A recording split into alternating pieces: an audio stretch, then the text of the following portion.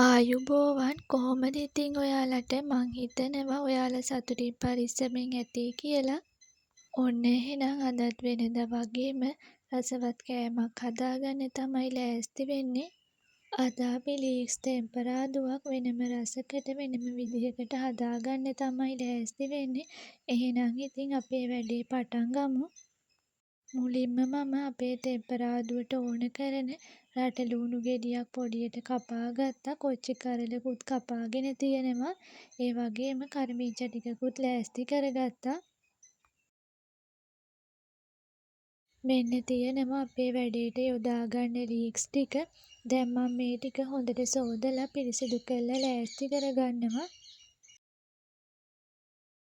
හොඳට සෝදලා පිරිසිදු කරගත්ත අපේ ලීක්ස් ටික මේ විදිහට මම පොඩියට කපා ගන්නවා.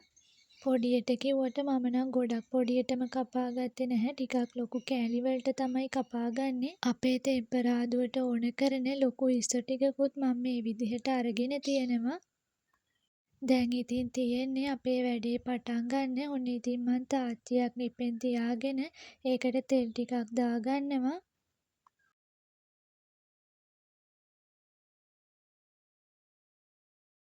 තෙල් ටික හොඳට රත් වුනහම අපිට පුළුවන් අපේ ඉස්සෝ ටික එකට එකතු කරගන්න.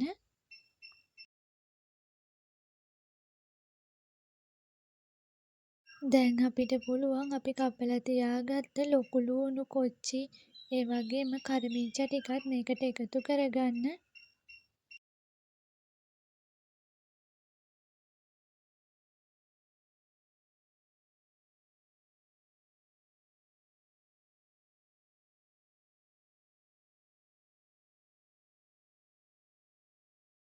දැන් ඉතින් තියෙන්නේ මේක හොඳට මිශ්‍ර කරගන්න.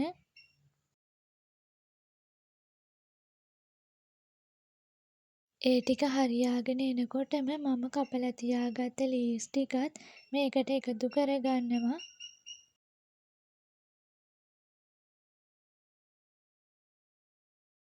ලීක්ස් ටික එහෙම ගානට තැම්බෙන්න ඕන නිසා මම මේක ආයෙම හොඳට කලවම් කරගන්නවා.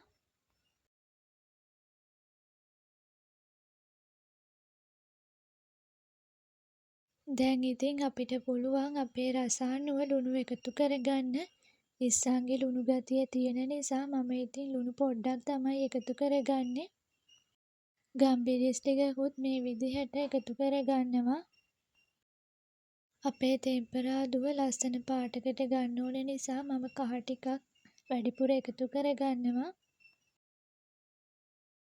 දැන් අපිට පුළුවන් කෑලි මිරිස් ටිකත් එකතු කරගන්න. ඒ වගේම පහේ කුඩු ටිකකුත් එකතු කරගන්නවා.